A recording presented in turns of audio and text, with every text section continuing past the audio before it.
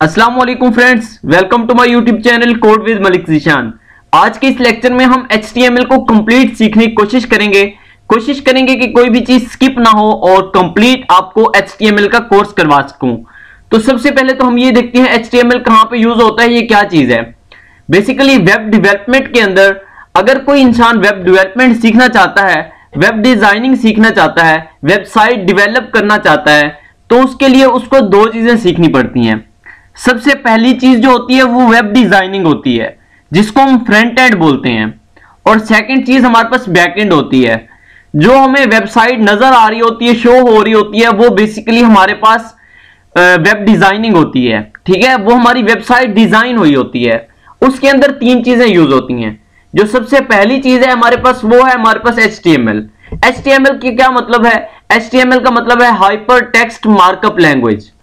Hyper text markup language. Second number पर हमारे पास जो लैंग्वेज आती है वो है CSS। अब ये CSS क्या चीज है? CSS है हमारे पास कैस्केडिंग स्टाइल शीट। ये हमारे पास स्टाइल शीट लैंग्वेज है, जो कि हमारा HTML का स्ट्रक्चर होता है, उसे स्टाइलिंग करने के लिए, उसे डिजाइन करने के लिए CSS का यूज किया जाता है। थर्ड पे हमारे पास जावास्क्रिप्ट आ जाती है। अब ये जावास्क्रिप्ट किस लिए यूज होती है? ये हमारे पास जो भी फंक्शनैलिटी परफॉर्म करनी होती है उसके लिए जावास्क्रिप्ट का यूज किया जाता है। मैं आपको वन बाय वन समझाता हूं। HTML बेसिकली क्या होती है? अगर हम एक इंसान की एग्जांपल लें, एक ह्यूमन की एग्जांपल लें, तो ह्यूमन का जो बेसिक स्ट्रक्चर होता है, जो उसकी हड्डियां होती हैं, जो उसका ढांचा होता है, वो हमारे पास उसका HTML है। उसके अलावा अगर हम उसका कलर की बात करें कि वो ब्लैक कलर का है, वो गोरे कलर का है, वो व्हाइट स्किन है उसकी, उसका कलर कौन सा है, वो कितना खूबसूरत है, उसके मसल्स, उसकी जिल्द, ये सारा कुछ उसकी स्टाइलिंग है, ये उसकी CSS है। उसके बाद इंसान डिफरेंट फंक्शनैलिटीज परफॉर्म करता है। कोई इंसान क्या काम करता है, एक इंसान एक से ज्यादा काम भी करता है, तो वो उसकी जो फंक्शनैलिटीज है वो जावास्क्रिप्ट है। उस फंक्शनैलिटी को परफॉर्म करने के लिए हम जावास्क्रिप्ट का यूज करते हैं। आई होप सो कि आपको बेसिक स्ट्रक्चर की समझ आ चुकी होगी कि फ्रंट एंड में हमारे पास तीन लैंग्वेजेस होती हैं। सबसे पहले HTML, उसके बाद CSS और उसके बाद जावास्क्रिप्ट। जो बेसिक वेबसाइट डिजाइन हुई होती है, उसमें जो बेसिक स्ट्रक्चर सा नजर आ रहा होता है, वो हमारे पास HTML होता है। उसके अलावा वेबसाइट को खूबसूरत बनाने के लिए, डिजाइन करने के लिए, कलरफुल करने के लिए, प्यारे प्यारे सी चीजें उसमें बनाने के लिए CSS का यूज किया जाता है। उसके अलावा उसके ऊपर जो फंक्शनैलिटी परफॉर्म हो रही होती है, हम किसी भी चीज पर क्लिक करते हैं, किसी ऊपर माउस लेके जाते हैं, कर्सर लेके जाते हैं, तो ऊपर कुछ ना कुछ फंक्शनैलिटी परफॉर्म होती है, तो उसके लिए हमें जावास्क्रिप्ट का यूज करना पड़ता है। तो चलते हैं, हम देखते हैं आज का जो हमारा ट्यूटोरियल है वो HTML के बारे में है। तो सबसे पहले मैं आपको बताता चलूं कि HTML में होता क्या है। HTML में बेसिकली मैं आपको HTML का सिंटैक्स बता देता हूं, बहुत इजी सी लैंग्वेज है ये। इसमें आपको बताता चलूं कि HTML में जो भी काम होता है सारा का सारा टैग्स की बेस पे होता है। उसमें कंप्लीट टैग्स लगाते हैं। अब मैं आपको बताता चलूं कि आपको करना क्या है। उसके लिए HTML के लिए आपके पास कोई भी कंपाइलर होना चाहिए। नोटपैड आपके पास हो तो भी चल जाएगा, नोटपैड प्लस हो तो भी चल जाएगा। ये विंडोज के अंदर पहले से अवेलेबल होते हैं। इनमें फर्क सिर्फ यही होता है कि जो नोटपैड होता है वो बिल्कुल सिंपल सा होता है, बट जो नोटपैड प्लस है वो भी सिंपल ही होता है, बट उसमें थोड़े कलर होते हैं, डिजाइन होते हैं, खूबसूरत लगता है, हमें समझने में आसानी हो जाती है। उसके अलावा सबलाइम, आप सबलाइम का यूज कर सकते हैं। बट जो मैं आपको रिकमेंड करने वाला हूं, जिसमें मैं आपको जो है HTML का कोर्स करवाने वाला हूं, तो वो मैं आपको रेकमेंड करूंगा visual studio code, VS code. ये बहुत ही कमाल का कंपाइलर है हमारे पास। मैं आगे चल के आपको सारा कुछ बताऊंगा कि इसकी क्या क्या प्रॉपर्टीज हैं, इसकी क्या क्या मतलब खुसूसियात हैं, किस वजह से मैंने आपको ये रेकमेंड किया है। तो बहुत ही कमाल का होने वाला है ये आपके लिए। और वीडियो को आपने स्किप नहीं करना, लास्ट तक देखना है। आई होप सो कि आपको HTML में कोई भी चीज स्किप नहीं होगी आपकी, इंशाल्लाह। ठीक है, तो चलते हैं, हम देखते हैं HTML के बारे में। HTML जैसा कि आपको पता है कि हमारा जो HTML होता है वो वेबसाइट को स्ट्रक्चर, बेसिक स्ट्रक्चर देता है। और मैंने आपको बताया कि उसमें जो भी हमने काम करना होता है वो हम ऐसे नहीं कर सकते, उसको हम टैग्स के जरिए करते हैं। तो मैं आपको बताता हूं कि उसका बेसिक जो सिंटैक्स है, बेसिक उसका सिंटैक्स किस तरह से होता है। हमारा कोड, सबसे पहले जो मेन चीज जो हमें हर कोड में लिखनी है वो आपको सबसे पहले मैं बता दूं। सबसे पहले मैंने आपको बताया कि टैग्स के अंदर सारा कुछ होता है। तो सबसे पहले जो हमारे पास टैग होता है वो हमारा HTML का टैग होता है। आपको एक और बात बताता चलो, HTML में आपने कोई भी टैग ओपन किया तो उसको क्लोज करना लाजमी है। ये मैंने HTML का टैग ओपन कर लिया, अब मैंने इसको क्लोज करना है, तो क्लोज कैसे करूंगा? ये साइन दोबारा से बैकस्लैश का यूज करूंगा और फिर से वही HTML में लिख दूंगा, तो ये हमारा टैग क्लोज हो चुका है। ये मैंने इसको ओपन किया कैसे? लेस देन का साइन, फिर मैंने जो भी टैग लगाना था वो लगाया, उसके बाद ग्रेटर देन का साइन, सेम वही चीज लिखी, बट मैंने वो जिसका टैग लगाना था उससे पहले मैंने बैकस्लैश का यूज किया। ये बेसिकली मेरे पास टैग क्लोज हो चुका है। तो इस तरह से जिस भी टैग को हम ओपन करेंगे उस टैग को हम क्लोज करेंगे, तो हम साथ साथ में क्लोज करते जाएंगे ताकि बाद में हमारे लिए कोई भी मुश्किल ना हो। तो HTML में हम जो भी काम करते हैं सारा का सारा HTML के टैग के अंदर आता है। अब ये मैंने HTML का टैग ओपन किया और यहां पर क्लोज किया। अगर आप VS कोड का यूज करेंगे तो VS कोड में आपको टैग्स को क्लोज करने की जरूरत नहीं पड़ेगी। उसकी रीजन ये है कि जब भी आप ओपन करोगे टैग को, वो खुद ब खुद कंपाइलर उसको क्लोज भी कर देगा। अब ये HTML का टैग मैंने ओपन किया और साथ में क्लोज किया। अब उसके बाद जो सेकंड हमारे पास टैग होता है वो हमारे पास हेड का टैग होता है। आपको पता होगा कि कोई भी वेबसाइट होती है तो वेबसाइट के अंदर सबसे पहले उसका हेडर आता है, तो सबसे पहले इसका हेड का टैग आएगा। मैंने हेड का टैग ओपन किया और साथ में क्लोज कर दिया, अब हेड का टैग बन गया। अब हेड के टैग के अंदर एक टैग होता है जिसको हम टाइटल का टैग बोलते हैं। ठीक है, मैं यहां पे लिख देता हूं टाइटल। ये टाइटल का टैग मैंने ओपन कर दिया और सेम मैं इसको यहां पे ऐसे क्लोज कर देता हूं। ठीक है, ये मैंने यहां पे क्लोज कर दिया। अब टाइटल के टैग के अंदर हमने क्या लिखना है? जहां पे हमने अपनी पूरी जो फाइल होगी उसका टाइटल लिखना है। अब टाइटल क्या? अब मैं आपको एक ब्राउजर दिखाता हूं। ये हमारा ब्राउजर है, क्रोम ब्राउजर। अब आपको HTML के लिए कंपाइलर के साथ साथ किसी भी एक ब्राउजर का यूज करना पड़ेगा, क्योंकि हमारी कोई भी फाइल जो रन होगी वो हमारी ब्राउजर में रन होगी। ठीक है, तो आप कोई भी ब्राउजर का यूज कर सकते हैं, बट जो मैं रेकमेंड करने वाला हूं वो क्रोम करने वाला हूं। क्रोम बहुत ही जबरदस्त किस्म का ब्राउजर है। ये आपको ऊपर नजर आ रहा है, यहां पे जहां पे मैंने कर्सर लेके गया हूं, यहां पे आपको नजर आ रहा है लिखा हुआ है न्यू टैब। न्यू टैब लिखा हुआ है। ठीक है, अब यहां पे मैंने टाइटल में दे दिया है, फर्ज करते हैं मैं यहां पे दे देता हूं कोर्स। ठीक है, मैंने यहां पे दे दिया कोर्स, तो क्या हो गया? हमारे टाइटल में इस जगह पे जहां पे न्यू टैब लिखा आ रहा है यहां पर लिखा हुआ आ जाएगा कोर्स। मैंने जो भी टाइटल दूंगा वो टाइटल यहां पे शो होगा, हमारे इससे जो हमारी टैब ओपन हुई होगी उसी के अंदर वो शो होगा। ठीक है, ये हमारा टाइटल हो गया। अब हम हेड का टैग, हमारा काम खत्म। हेड के टैग से बाहर आते हैं और हमारा सबसे जो इंपॉर्टेंट टैग है वो हमारा टैग अब यहां पे स्टार्ट हो जाएगा। कौन सा टैग? हमारा बॉडी का टैग। हमारा सबसे इंपॉर्टेंट टैग बॉडी का टैग है। मैं यहां पे बॉडी के टैग को साथ साथ में बंद भी कर देता हूं, यहां पे बंद कर दिया मैंने। ठीक है, अब बॉडी के टैग के अंदर हमने जो कुछ भी लिखना होगा, अब फर्ज करते हैं मैं स्क्रीन पे यहां पे डिस्प्ले करवाना चाहता हूं, यहां स्क्रीन पे आई एम मलिक ज़ीशान या my name is Malik Zeeshan, कुछ भी, तो जो भी मैंने डिस्प्ले करवाना है स्क्रीन पे वो मुझे बॉडी के टैग के अंदर लिखना पड़ेगा। अब यहां पे मैं लिख देता हूं आई एम मलिक ज़ीशान, मैंने यहां पे कुछ भी लिख दिया। अब ये मैं स्क्रीन पर डिस्प्ले तब होगा जब मैं बॉडी के टैग में इसको लिखूंगा। अब देखो, ये मैंने यहां पे जो भी लिखा वो यहां पे स्क्रीन पे इस जगह पे डिस्प्ले हो जाएगा। ठीक है, उसके लिए क्या करना पड़ेगा? मुझे फाइल को पहले तो सेव करना होगा। ये मैंने फर्ज करते हैं अपना कोड लिख लिया, मेरा कोड खत्म हो चुका है। मैंने स्क्रीन पर डिस्प्ले करवाना था आई एम मलिक ज़ीशान, वो मैंने डिस्प्ले करवा दिया, और मैंने उसको टाइटल देना था कोर्स, वो मैंने दे दिया। अब मैंने फाइल को ओपन करके देखना है क्या मेरी फाइल जो चाहता था वो हो चुका है, तो उसके लिए मुझे क्या करना पड़ेगा? यहां पे मैं क्लिक करूंगा, सेव एज पे क्लिक करूंगा। ठीक है, अब मैं कहां पे सेव करना चाहता हूं? मैं डेस्कटॉप पे जाता हूं और यहां पे मैं फाइल का नाम रख देता हूं, कुछ भी नाम से हम सेव कर सकते हैं। मैं आपको दिखाता हूं। अब मैं यहां पे फर्ज करते हैं किस नाम से सेव करना चाहता हूं, मैं करना चाहता हूं ट्यूटोरियल के नाम से। ठीक है, मैं यहां पे लिख देता हूं ट्यूटोरियल, मैंने यह ट्यूटोरियल लिख दिया। अब आपको एक और बात बताता चलूं कि जब भी आपने HTML की फाइल को सेव करना है तो उसको .html की एक्सटेंशन से सेव करना होगा। ये ट्यूटोरियल नाम से मैंने फाइल सेव करनी है तो मैं ट्यूटोरियल के आगे लिखूंगा .html, ये लिखना लाजमी होगा। .html की एक्सटेंशन से मैंने फाइल का नाम लिखा और सेव में क्लिक कर देता हूं, तो ये हमारी फाइल, ये देखो ट्यूटोरियल.html के नेम से सेव हो चुकी है। अब ये सारा का सारा आपने लिखा, आपको टाइम लग गया, फर्ज करते हैं आपको ये सारी चीजें आती होती तो भी आपको 20 से 25 सेकंड लग जाते इस बेसिक चीजों को लिखते लिखते। ये सारा जो मैंने कोड लिखा है ये लिखते लिखते आपको 20-25 सेकंड लग जाते। अब आप चाहते हैं कि ये कोड मुझे ना लिखना पड़े, तो मैं इसको कट करता हूं।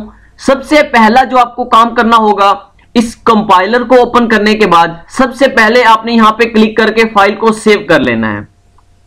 फाइल को सेव करने से क्या होगा, कंपाइलर को पता चल जाएगा अच्छा ये जो फाइल है ये HTML की फाइल है, वो उस हिसाब से टैग्स को खुद क्लोज करता जाएगा।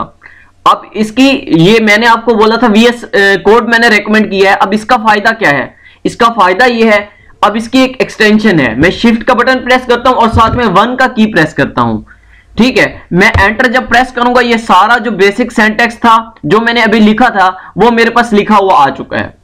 अब कुछ चीजें इसमें ऐसी हैं जो आपके लिए थोड़ी सी मतलब कि न्यू है, बट उसमें परेशान होने वाली बात नहीं है। जैसा कि ये देखो ये न्यू लिखा हुआ है, ये डॉक टाइप न्यू लिखा हुआ है, ये कुछ मेटा वगैरह ये कुछ न्यू लिखा हुआ है, ठीक है। टाइटल तो आपसे पहले से पढ़ चुके हैं, मेटा वगैरह ये चीजें आपको मैंने नहीं बताई।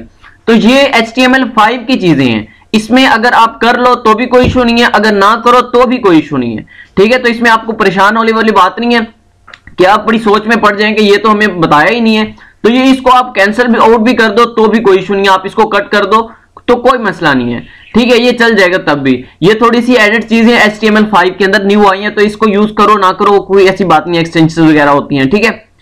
तो अब हम बात करते हैं अपना बेसिक जो हमारा कोड है उसकी तरफ चलते हैं। तो आपको मैंने बताया आप स्क्रीन पर जो भी डिस्प्ले करवाना चाहते हैं वो आपको कहां पे लिखना पड़ेगा, बॉडी के टैग के अंदर। ये हमारा बेसिक सिंटैक्स हमें लिखने की जरूरत नहीं है। आप VS कोड को इंस्टॉल करो, इंस्टॉल करने के बाद इसकी एक एक्सटेंशन होती है, ये आप यूज करने के बाद डायरेक्ट आप शिफ्ट का बटन प्रेस करेंगे और 1 की प्रेस करेंगे तो आपके पास ये सारा सिंटैक्स आ जाएगा। VS कोड का जो लिंक है, अगर किसी के पास VS कोड नहीं डाउनलोड हो रहा तो इसका जो लिंक है डाउनलोड का वो मैं डिस्क्रिप्शन में दे देता हूं, आप वहां से जो है उसको इंस्टॉल कर सकते हैं बहुत इजीली। उसके बाद मैं बॉडी के टैग के अंदर आता हूं। फर्ज करते हैं मैं यहां पे स्क्रीन पर डिस्प्ले करवाना चाहता हूं I am मलिक ज़ीशान, ये मैं स्क्रीन पर डिस्प्ले करवाना चाहता हूं। ये मैं यहां पे थोड़ी सी मिस्टेक कर दी और मैं यहां पे ये देखो इसको कैंसिल आउट कर देता हूं, ठीक है। ये मैंने लिख दिया I am मलिक ज़ीशान। अब मैं सबसे पहले जाता हूं डेस्कटॉप पे और वहां पे जाके ये फाइल ढूंढ लेता हूं। ये मेरे पास ट्यूटोरियल नाम से फाइल है, मैं इसको जस्ट ओपन करता हूं तो ये देखो ये ओपन हो चुकी है और ये देखो ये स्क्रीन पर उसने लिख के आ चुका है कि I am मलिक ज़ीशान, जो कि हमने लिखा था।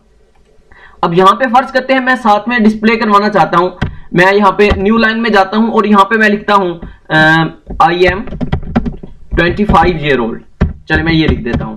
अब ये मैंने लिख दिया, अब क्या होगा, ये चीज भी सेकंड स्क्रीन पर डिस्प्ले हो जाएगी। अब आपको क्या करना पड़ेगा, सबसे पहले फाइल को सेव भी साथ साथ करता जाना होगा। आप ऐसे जाके वहां पे देखेंगे तो वहां पे आपके पास डिस्प्ले नहीं होगा, बट मैं क्या करता हूं कंट्रोल S प्रेस करता हूं तो ये मेरा सेव हो चुका है। हमें शो नहीं होगा बट कंट्रोल S प्रेस करेंगे तो हमारा ये सेव हो जाएगा। फिर हम जाके अपनी फाइल ओपन करते हैं और यहां पे आके रिफ्रेश करेंगे तो ये सेकंड जो चीज थी I am 25 year old ये स्क्रीन पर आ चुका है, ठीक है। लेकिन मैंने तो इसको न्यू लाइन में लिखा था, मैं चाहता हूं कि ये न्यू लाइन में आए, तो ये न्यू लाइन में नहीं आएगा, ये इसके आगे ही आ जाएगा, ठीक है। तो अगर आप इसको न्यू लाइन में लेके आना चाहते हैं तो ये भी तो एक फंक्शनैलिटी है। इस फंक्शनैलिटी को परफॉर्म करने के लिए मैंने आपको बताया था कि HTML में जितने भी काम होते हैं वो सारे के सारे काम करने के लिए आपको टैग्स लगाने पड़ते हैं, तो इस काम के लिए भी आपको एक टैग की जरूरत पड़ती है। तो मैं आपको बताता हूं कि अगर आपने कर्सर को न्यू लाइन में लेके जाना हो तो आपको एक लाइन ब्रेकर का टैग यूज करना पड़ता है, वो होता है BR, और ये एक ऐसा टैग है जिसको क्लोज करने की जरूरत नहीं होती। मैंने आपको बताया था कि इसके VS कोड में आप जब भी इसको ओपन करोगे टैग को वो खुद ब खुद ही क्लोज कर देगा, बट यहां पे आपने देखा आपने इसको ओपन किया लेकिन उसने क्लोज नहीं किया, ठीक है। इस टैग को BR का जो हमारे पास लाइन ब्रेकर का टैग होता है इसको आपको क्लोज करने की जरूरत नहीं पड़ती, ये ऑटो होता है और इसको क्लोज नहीं करना पड़ता। अभी मैंने यहां पे लिख लिया, मैंने ऑटो सेव कर रखा है, मेरा जो भी मैं कोड लिखता हूं वो डायरेक्टली खुद ब खुद ऑटो सेव हो जाता है। आप यहाँ पे सेटिंग में जाके ऑटो सेव कर लेना, ठीक है। तो मैंने ऑटो सेव कर रखा है, बार बार मुझे कंट्रोल एस प्रेस नहीं करना पड़ता। अब ये मेरा सेव हो चुका है ऑटो, तो मैं जाता हूँ ये फाइल और यहाँ पे रिफ्रेश करता हूँ तो ये जो हमारी लाइन थी ये न्यू लाइन में आ जाएगी क्योंकि हमने लाइन ब्रेकर लगा रखा है। ये देखो ये हमारी, मैंने रिफ्रेश किया तो ये हमारी न्यू लाइन में आ चुकी है, ठीक है। तो लाइन ब्रेकर इस तरह से वर्क करता है कि हम जिसका टैग के जो हमारा टैग नेक्स्ट लाइन में होता है वो नेक्स्ट लाइन में ही आ जाता है। ठीक है, अगर मैं यही चीज इसके आगे भी लिख दूं, अब यहां पे मैंने इसको जस्ट कट किया और यहां पे इसके आगे आके लिख दिया तो भी ये न्यू लाइन में ही जाएगा। मैं यहां पे आके रिफ्रेश करता हूं, ये देखो रिफ्रेश कर रहा हूं, बट ये वैसे ही न्यू लाइन में आ चुका है। बेशक हम एक लाइन में लिखें या दो लाइन में लिखें, जब यहां पे लाइन ब्रेकर का टैग आ जाएगा तो वो नेक्स्ट जो भी लिखा होगा उसको न्यू लाइन में लेके चला जाएगा। उसके बाद मैंने आपको बताया था कि HTML में बहुत ही कमाल की चीज है VS कोड। तो VS कोड की आपको एक और एक्सटेंशन बताता हूं मैं इसको जस्ट कट कर देता हूं और यहां पे अगर आपने कोई पैराग्राफ लिखना है, आप चाहते हो मैं प्रैक्टिस करूं, तो आपको जस्ट इतना बड़ा पैराग्राफ लिखना पड़ेगा, तो वो आपको लिखने की जरूरत नहीं है। VS कोड में एक डमी पैराग्राफ होता है, जस्ट आपको लिखना है LO और ये देखो ये लोरम इप्सम का कंप्लीट पैराग्राफ आ चुका है। जस्ट आपको एंटर करना है और ये देखो ये कंप्लीट पैराग्राफ उसने दे दिया है। ठीक है, मैं इसको स्क्रॉल डाउन करके स्क्रॉल लेफ्ट करके यहां पे लेके आता हूं तो ये देखो ये इसका कंप्लीट पैराग्राफ आ चुका है। मैं जस्ट फाइल को कंट्रोल S करके आपने सेव कर लेना है, मेरी तो ऑटो सेव है, और यहां पे मैं फाइल को ओपन करके रिफ्रेश करता हूं तो ये देखो वो जो डमी पैराग्राफ लोरम इप्सम वाला था वो हमारा स्क्रीन पर डिस्प्ले हो चुका है। मैंने आपको जूम इन करके दिखाया है, तो ये हमारा जो पैराग्राफ था वो हमारा स्क्रीन पर डिस्प्ले हो चुका है। ठीक है, अब देखो हमने किसी भी किस्म की कोई प्रैक्टिस करनी है तो हमें न्यू से पैराग्राफ लिखने की, टाइप करने की जरूरत नहीं है, तो ये खुद ब खुद ही उसकी अपनी एक एक्सटेंशन है, आप यहाँ पे इसका यूज कर सकते हैं। उसके बाद आपने कोई भी हेडिंग लिखनी है, अब आप चाहते हैं इस पैराग्राफ से पहले मेरी एक हेडिंग आए जिसके अंदर मैं अपना नाम लिखूं, तो यहाँ पे देखो मैं लिख देता हूं मलिक ज़ीशान। यहाँ पे मैंने लिख दिया मलिक ज़ीशान। मैं यहाँ पे आके फाइल को जब रिफ्रेश करूंगा तो ये देखो ये इस एक ही लाइन में आ रहा है। ठीक है, अगर यहाँ पे फर्ज करते हैं मैं लाइन ब्रेकर का यूज कर देता हूं, मैंने आपको लाइन ब्रेकर का टैग बताया है, तो यहाँ पे अगर मैं लाइन ब्रेकर का यूज भी कर देता हूं तो ये नेक्स्ट जो हमारी चीज है वो नेक्स्ट लाइन में चली जाएगी। ठीक है, ये देखो, बट हमारी ये हेडिंग नहीं है, ये जैसे नीचे वाला वर्डिंग आ रही थी, ये टेक्स्ट और ये टेक्स्ट, इसका साइज बिल्कुल सेम है इन दोनों टेक्स्ट का। अगर हम इसको हेडिंग बनाना चाहते हैं तो हेडिंग का भी, ये हेडिंग भी एक किस्म की फंक्शनैलिटी है, तो इसके लिए हमारे पास एक हेडिंग का टैग है। ठीक है, अब हेडिंग के हमारे पास एक नहीं बल्कि 6 टैग हैं डिफरेंट टाइप के। अब ये देखो ये सबसे पहला जो हमारे पास टैग है वो है H1। मैं H1 लिखता हूं, ये आगे उसने खुद ब खुद ही क्लोज कर दिया। मैं जस्ट इसको कट करता हूं, अब यहां से मैंने कट किया। अब मैं मलिक ज़ीशान को हेडिंग बनाना चाहता हूं, तो जहां पे मलिक ज़ीशान एंड हो रहा है यहां पे मैं इस टैग को क्लोज कर देता हूं। यहां पे मैंने H1 टैग को क्लोज कर दिया और आगे हमारा लाइन ब्रेकर का टैग आया हुआ है। अब इस लाइन ब्रेकर के टैग को अगर मैं ना भी यूज करूं, क्योंकि हमारी जो हेडिंग होती है वो आपको याद होना हो पता होगा कि हेडिंग हमेशा जिस लाइन पे आ जाती है उस लाइन पर कुछ नहीं लिखा जाता। तो जब हमने इस मलिक ज़ीशान को हेडिंग बना दिया है तो अब ये अकेला ही आएगा लाइन में और किसी को भी लाइन में नहीं आने देगा, जो भी टेक्स्ट आएगा वो उसको नेक्स्ट लाइन में भेज देगा। तो अब हमें लाइन ब्रेकर लगाने की भी जरूरत नहीं है। मैं आप यहाँ के रिफ्रेश करता हूं तो ये देखो ये हमारा हेडिंग बन चुकी है। ठीक है, बोल्ड सा नजर आ रहा है, बहुत ज्यादा बोल्ड।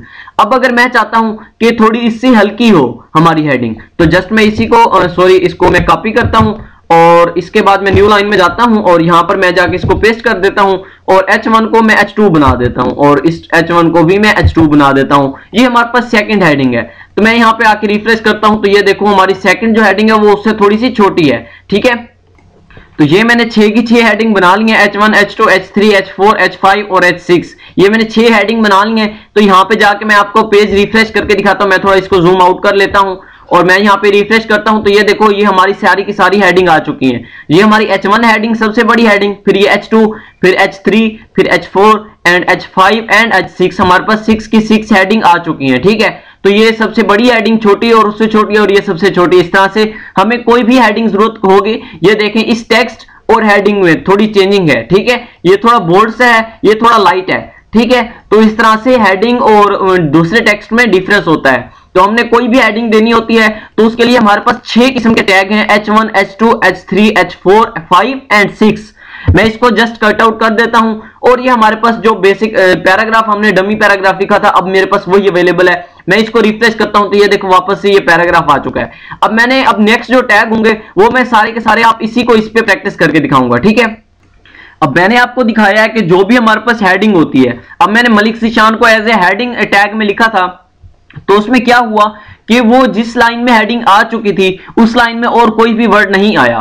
ठीक है, अगर तुम चाहते हो कि ये मेरे पास जो इप्सम का वर्ड है ये थोड़ा सा बोल्ड हो जाए, ऐसा दिखे जैसे कोई मतलब के खास वर्ड है, ठीक है, इंपॉर्टेंट किस्म का वर्ड है, तो आप चाहते हो कि ये वर्ड थोड़ा सा बोल्ड हो, बाकी रहे एक लाइन में, मतलब जैसे एक लाइन में जा रहे हैं वैसे ही एक लाइन में रहें, लेकिन ये जो इप्सम का वर्ड है ये थोड़ा सा बोल्ड हो जाए। तो इसके लिए आपको क्या करना पड़ेगा, इस इप्सम के ऊपर आपको बोल्ड का टैग यूज करना पड़ेगा। अब बोल्ड का टैग क्या होता है, जस्ट आपको बी लिखना है और टैग को जहां पे देखो, ये सॉरी मैंने कैपिटल लिख दिया, मैं इसको लार्ज कर स्मॉल कर देता हूं, और यहां पे मैंने सॉरी ये तो थोड़ा अजीब सा हो गया, मैं इसको एडजस्ट करता हूं और यहां पे भी मैं इसको स्मॉल कर देता हूं भी, ठीक है। ये मैंने बोल्ड का टैग लगा दिया। अभी मैं आपको बताता हूं, ये जहां पे मैंने इसको क्लोज करना है उसके बाद ही मैं आज इसको क्लोज करता हूं। देखो मैं इप्सम को बोल्ड करना चाहता हूं तो यहां पे मैंने इप्सम के बोल्ड का टैग लगा दिया। अभी हम मैं जाके फाइल को जब रिफ्रेश करेंगे तो आप इस पे गौर करना, ये जो हमारा इप्सम का वर्ड है ये थोड़ा बोल्ड हो जाएगा। ये देखो मैंने रिफ्रेश किया तो हमारा इप्सम का जो वर्ड है वो ऐसा दिख रहा है जैसे हमारे पास हाइडिंग होती है, बट थोड़ा बोल्ड हुआ है। एक ही लाइन में जैसे वो ठहरे थे वैसे के वैसे ही ठहरे हैं, और क्या हुआ, जस्ट इसने इसको थोड़ा सा बोल्ड कर दिया। तो ये हमारे पास बोल्ड का टैग इस तरह से वर्क करता है। उसके बाद अगर आप चाहते हो, अब देखो ये मैंने एक पैराग्राफ लिखा है, ठीक है, ये मेरे पास डमी पैराग्राफ है लोरम इप्सम का। अब इसके बाद न्यू लाइन में अगर मैं फर्ज करते हैं कुछ और पैराग्राफ ये लिख देता हूं, ठीक है। अब देखो हमारे पास दो पैराग्राफ आ चुके हैं बॉडी के टैग के अंदर। अगर हमने इस कंप्लीट पे कोई फंक्शनैलिटी लगानी हो, फर्ज करते हैं हमने इस पे हेडिंग की फंक्शनैलिटी लगानी हो या कुछ भी, ठीक है, हमने इसका कलर चेंज करना हो। अब यहाँ पे तो हम सिंपल HTML पढ़ रहे हैं, जब हम नेक्स्ट CSS में जाएंगे तो हम क्या करेंगे, अब हम फर्ज करते हैं हम CSS में हमने इस कंप्लीट जो हमारा टेक्स्ट है इसका हमने कलर चेंज करना है, या इस सब का हमने बैकग्राउंड कलर चेंज करना है, या कुछ भी हमने इसके ऊपर फंक्शनैलिटी परफॉर्म करनी है। हम चाहते हैं जब इसके ऊपर हम क्लिक करें तो हम न्यू पेज में चले जाएं, कुछ भी हमने फंक्शनैलिटी लगानी है तो हम इस कंप्लीट बॉडी के टैग में लगा देंगे। लेकिन अगर बॉडी के टैग के अंदर एक हमारे पास पैराग्राफ ये है, एक हमारे पास पैराग्राफ ये है, हमारे पास दो पैराग्राफ हैं, तो हम अब दोनों को क्या करेंगे, अब सिर्फ हमने एक पे लगानी है। अगर अब हमारे पास दोनों पे लगानी होती तो हम बॉडी के टैग में लगा देते, अब हमने सिर्फ एक टैग पे लगानी है, तो उसके लिए क्या करना पड़ेगा, हमें इस एक ही पैराग्राफ को किसी एक टैग में लगा देना पड़ेगा, और जो हमारा नेक्स्ट टैग है, नेक्स्ट जो हमारा पैराग्राफ है, इस पे अगर फंक्शनैलिटी लगानी है तो इसको भी हम किसी एक ही टैग में क्लोज कर देंगे और उस टैग पे हम फंक्शनैलिटी लगा देंगे, क्योंकि आपको पता है फंक्शनैलिटी जो भी लगाते हैं वो टैग में लगाते हैं। अब ऐसा कोई टैग हमारे पास अगर ना हो तो हम पैराग्राफ का टैग जस्ट यूज कर लेते हैं, वो हमारे पास होता है इस तरह से P, और मैं इसको क्लोज कर देता हूं। ये हमारा P का टैग ओपन हुआ और ये हमारा क्लोज हो चुका है। अब यहां से मैं इसको कट कर देता हूं और जहां पे हमारा पैराग्राफ खत्म हो रहा है, चले मैं इसको न्यू लाइन में लगा देता हूं और यहां पे मैं पैराग्राफ का टैग क्लोज कर देता हूं, ठीक है, ये यहां पे मैं क्लोज कर देता हूं, ठीक है, ये मैंने, चले मैं खुद यहां पे लिख लेता हूं, ठीक है, यहां पे मैंने लिख दिया ऐसे करके, ठीक है, ये हमारा टैग जो है वो क्लोज हो चुका है। अब यहाँ पे पैराग्राफ का टैग ओपन हुआ और नीचे इसने यहाँ पे पैराग्राफ जहां पे खत्म हो रहा है हमारा लोरम इप्सम का, वहां पे उसने टैग जो है वो क्लोज कर दिया है। तो इस तरह से हमने अब इसके ऊपर कोई भी फंक्शनैलिटी लगानी है तो हम पैराग्राफ के टैग में लगा सकते हैं। अब इसमें कुछ खास डिफरेंस नहीं होगा, बस थोड़ा सा डिफरेंस आया होगा। ये देखो इसने जो हमारा नेक्स्ट था उसको नेक्स्ट लाइन में ले गया, और ये जो हमारा फर्स्ट पैराग्राफ था उस पे हमने जब पैराग्राफ का टैग लगाया है तो ये उसने एज अ पैराग्राफ उसको डिस्प्ले कर दिया स्क्रीन पे। तो इस तरह से हम पैराग्राफ का टैग लगा सकते हैं। मैं जस्ट इसको भी कट कर देता हूं क्योंकि हमें इसकी जरूरत नहीं है, तो मैं इसको कट कर देता हूं। इसकी तो आपको समझ आ चुकी होगी। नेक्स्ट जो हमारा टैग जो हमारा नेक्स्ट है वो हम देख लेते हैं इटालिक। अब ये देखो सिट का हमारे पास वर्ड है। अगर मैं चाहता हूं, ये देखो मैं सबसे पहले आपको ब्राउजर में दिखा देता हूं, ये हमारा सिट का वर्ड है। अब मैं चाहता हूं कि जब ये डिस्प्ले हो तो हमारा सिट का वर्ड जो है वो इटालिक हो। इटालिक नहीं पता इटालिक का, अगर कोई वर्ड टेढ़ा आ जाता है, आपने अक्सर देखा होगा कि वर्ड इस तरतीब में टेढ़े होते हैं, सीधे नहीं लिखे होते, वो थोड़े तिरछे होते हैं, तो उस तिरछे को इटालिक बोलते हैं। अगर आपने इटालिक सीट का लफ्ज आप चाहते हैं कि ये जो हमारा सीट का वर्ड है ये थोड़ा इटालिक लिखा हो, थोड़ा सा टेढ़ा हो, तो उसके ऊपर आपको इटालिक का टैग यूज करना पड़ेगा। अब इटालिक का टैग होता है आई। मैं इसको आई को जब ओपन करूंगा तो ये साथ में क्लोज भी हो जाएगा। तो मैं यहाँ पे इसको कट करता हूं, ये जो क्लोज हुआ है मैं यहाँ पे कट कर देता हूं इसको, और कट करने के बाद मैं इसको सिट के बाद लिखता हूं। अब मैंने सिट को सिर्फ करना है ना इटालिक, तो मैंने इसको क्लोज कर दिया और यहाँ पे आके मैं रिफ्रेश करके दिखाता हूं आपको पेज। तो ये देखो ये हमारा सिट का जो वर्ड है ये थोड़ा इटालिक हो गया, थोड़ा टेढ़ा हो चुका है, ठीक है। तो इस तरह से हमारा इटालिक का जो टैग है वो वर्क, जो हमने इटालिक का टैग यूज किया था मैंने उसको कट कर दिया, यहां से सिट के ऊपर हमने लगाया था। नेक्स्ट हमारे पास जो टैग होता है वो होता है, अगर हमने किसी चीज को, आप देखें ये मेरे पास वर्ड है डॉलर का, मैं इसको रिफ्रेश करता हूं, ये सिट जो है इटालिक खत्म हो गया है, ये हमारे पास डॉलर का वर्ड है। चलें इसी इप्सम पे लगा लेते हैं। इप्सम को हमने बोल्ड कर रखा है। मैं चाहता हूं कि इसके नीचे अंडरलाइन भी आ जाए, ये थोड़ा ज्यादा पता चले कि ये कोई खास हेडिंग सी है, ये थोड़ा जो है इंपोर्टेड वर्ड है, तो इसको मैं चाहता हूं कि ये अंडरलाइन भी हो। तो इसके लिए मुझे अंडरलाइन का यूज करना पड़ेगा टैग। तो मैं यहाँ पे अंडरलाइन का टैग यूज कर लेता हूं, ये जो हमारे पास होता है यू।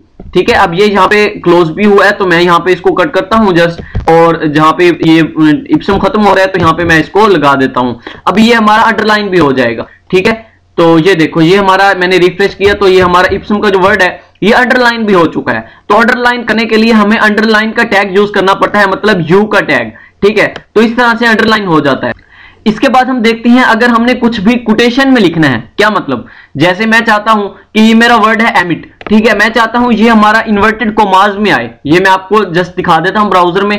तो ये देखो, ये हमारा एमिट वर्ड जो है ये सिंपल ऐसे डिस्प्ले हो रहा है। मैं चाहता हूं कि इसके ऊपर क्या हो, इन्वर्टेड कोमास में ये आए, कि ये लगे कि ये थोड़ा किसी का कौन है, किसी की कोई बात होती है, किसी कायदे आजम की बात हो या किसी भी प्राइम मिनिस्टर की बात हो, हम चाहते हैं कि इसको इन्वर्टेड कोमास में लिखें। ये जस्ट तो मैं आपको प्रैक्टिस के लिए डमी पैराग्राफ दिखा रहा हूं। अगर आपने किसी वेबसाइट में किसी प्राइम मिनिस्टर का लिखना है, कोई बात, किसी का कोई कॉल लिखना है, तो आप चाहते हैं इसको इन्वर्टेड कोमास में लिखें, तो उसका इन्वर्टेड कोमास का कोटेशन का टैग होता है क्यू नाम से। ठीक है, तो क्यू नाम से मैं इस टैग को लिखता हूं और यहाँ पे ओपन किया और साथ में जो क्लोज हुआ है यहाँ पे मैं इसको कट कर लेता हूं और मैं एमिट पे सिर्फ लगाना चाहता हूं, तो एमिट के बाद मैं इसको क्लोज कर देता हूं। अभी मैं आपको फाइल ओपन करके दिखाता हूं, रिफ्रेश करता हूं, तो ये देखो एमिट के ऊपर कोटेशन मार्क आ चुका है। ठीक है, ये उसके ऊपर इन्वर्टेड कोमास आ चुके हैं। इससे ये डिस्प्ले हो रहा है कि अच्छा लग रहा है, मतलब कि ये कुछ कोटेशन है, कुछ खास बात है। ठीक है, आपने ऐसी कोटेशन लगानी हो तो उसके लिए क्यू का टैग यूज किया जाता है, मतलब कि कोटेशन का टैग। अब उसके अलावा अगर आप चाहते हैं, ये देखो मैं यहाँ पे कुछ ऐसा कर लेता हूं कि एमिट के बाद मैं स्पेस दे देता हूं। अब मैंने तकरीबन 2-3 टैब की स्पेस दे दी है यहाँ पे, बट अगर हम इसको स्क्रीन पर देखें तो ये देखो, ये एमिट के बाद जितनी स्पेस है ये उतनी की उतनी ही रहेगी। मैं इसको रिफ्रेश करता हूं, ये देखो उतनी की उतनी ही रही, स्पेस नहीं बढ़ी। मैंने यहाँ पे स्पेस लगाई थी बट स्पेस इंक्रीज नहीं हुई। अगर उसके अलावा भी मैं कुछ भी ऐसे एक्स्ट्रा में लिख देता हूं जो कि मैं टैग में नहीं लिखता, ऐसे ही एक्स्ट्रा में मैं कुछ लगा देता हूं, कोई फंक्शनैलिटी लगा देता हूं, तो वो स्क्रीन पर डिस्प्ले नहीं होगा। जो भी काम आपको पता है, मैंने बताया है HTML में आपने जो भी काम करना होता है वो आप टैग से करते हैं। ठीक है, बट अगर आप टैग नहीं लगाते ऐसे ही कोई काम करते हैं तो वो स्क्रीन पर डिस्प्ले नहीं होता। अगर आप चाहते हैं, मैंने जो भी काम किया मैं जस्ट इसको खत्म कर देता हूं ताकि ये थोड़ा अजीब सा आपको लगेगा।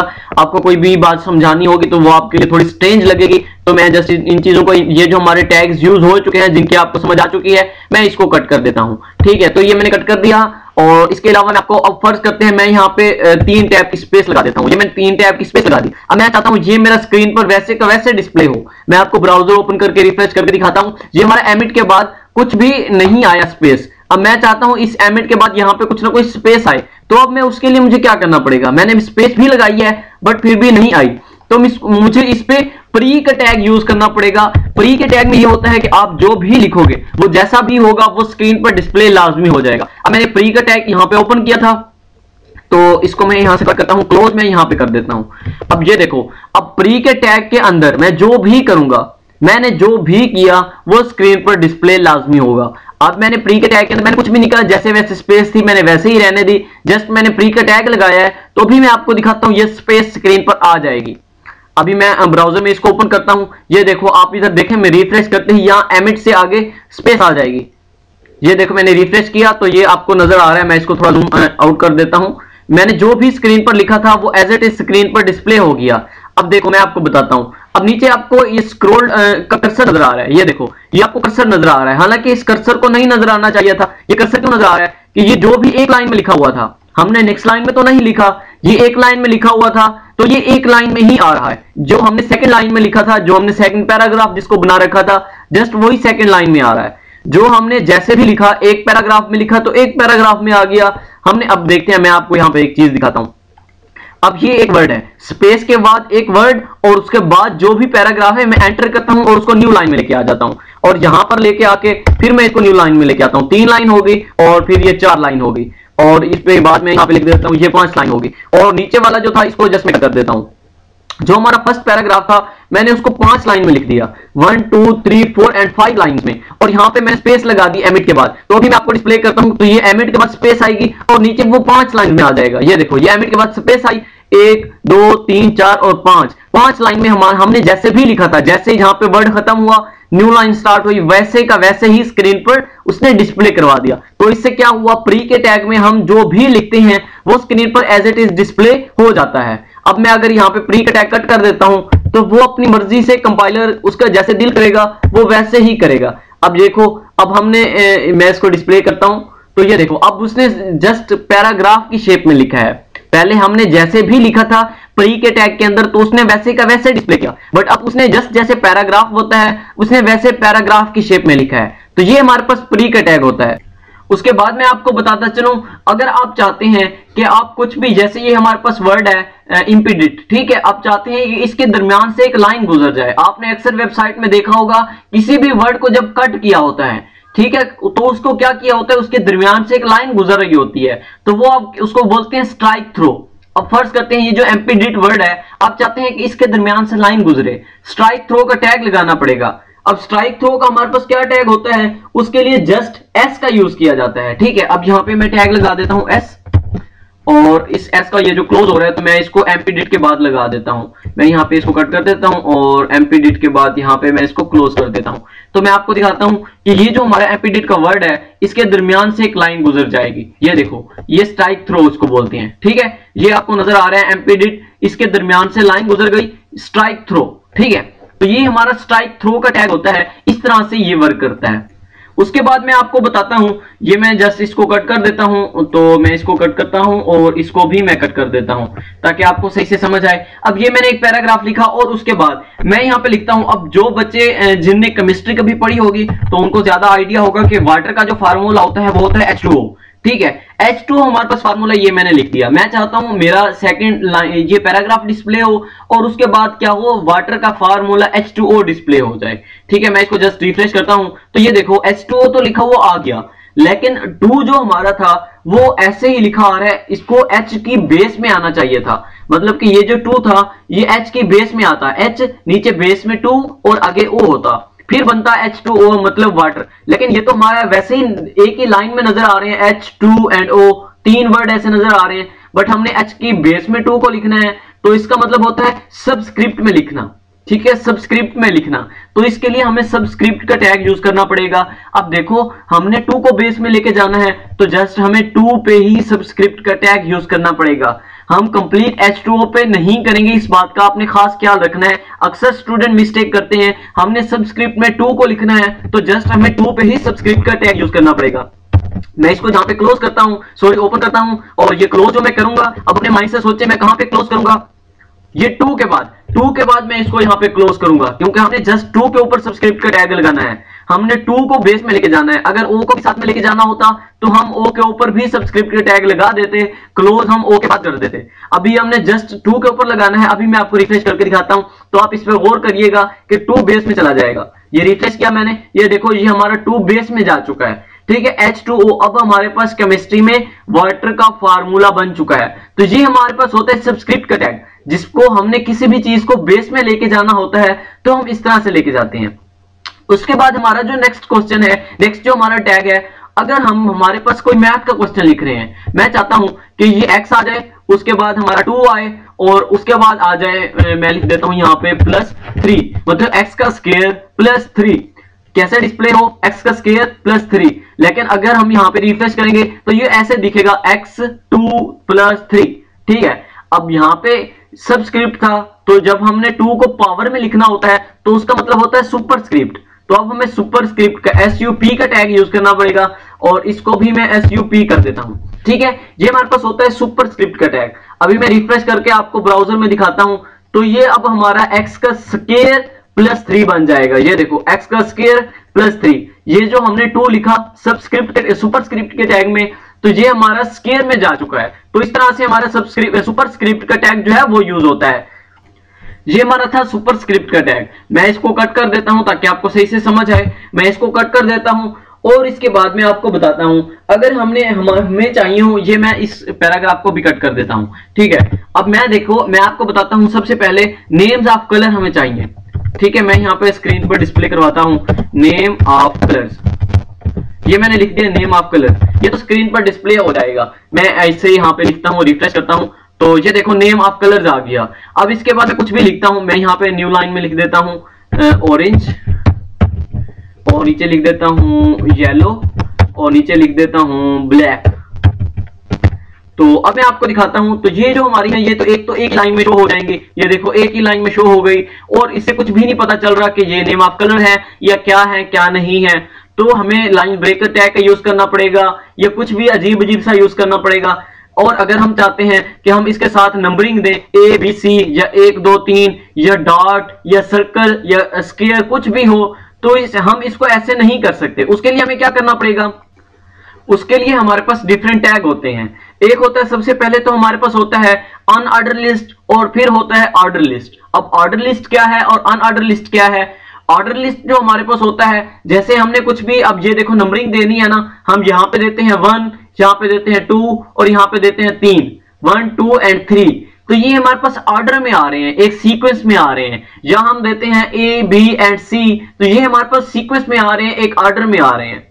लेकिन अगर यहाँ पे मैं चाहता हूं कि ऑरेंज के साथ, येलो के साथ और ब्लैक के साथ डॉट डॉट आ जाए, या कुछ सर्कल सा बना आ जाए, या कुछ स्क्वायर सा बना आ जाए, तो ये हमारे पास होता है अनऑर्डर लिस्ट, ठीक है। तो इसके लिए हमें ऑर्डर और अनऑर्डर लिस्ट के टैग यूज करने पड़ते हैं। सबसे पहले तो मैं स्क्रीन पर लिखता हूं नेम ऑफ कलर, उसके बाद मैं क्या करता हूं, अब फर्ज करते हैं मैं कुछ भी लगाना चाहता हूं, नंबरिंग नहीं लगाना चाहता, कुछ भी वैसे जो मेरे पास बुलेट्स होते हैं, मैं बुलेट्स का यूज करना चाहता हूं, ठीक है। तो उसके लिए हमें अनऑर्डर लिस्ट का टैग यूज करना पड़ेगा। ये मैंने अनऑर्डर लिस्ट का टैग यूज किया। अब मैं इसको क्लोज कहां पे करूंगा, जरा अपना माइंड लड़ा के थोड़ा अपने माइंड में बना लो, उसके बाद मैं बताता हूं। तो अनऑर्डर लिस्ट का टैग हमें इस कलर्स के बाद लगाना पड़ेगा, क्योंकि हमने जो भी फंक्शनैलिटी अनऑर्डर लिस्ट वाली करनी है वो इन तीनों पे करनी है, और उसके बाद मैं अनऑर्डर लिस्ट का टैग जो है वो क्लोज कर देता हूं। अब देखो, अब इन पे मैंने अनऑर्डर लिस्ट लगानी है, तो इस पे मुझे एक और टैग लगाना पड़ेगा, इस पे LI का टैग लगाना पड़ेगा। मैं इसको सॉरी कट करता हूं, और ये मेरे पास सबसे पहले टैग है LI का। मैं लिखता हूं LI, ये मैंने कैपिटल लिख दिया, मैं इसको स्मॉलर लिखता हूं LI, और मैं टैग को क्लोज करता हूं।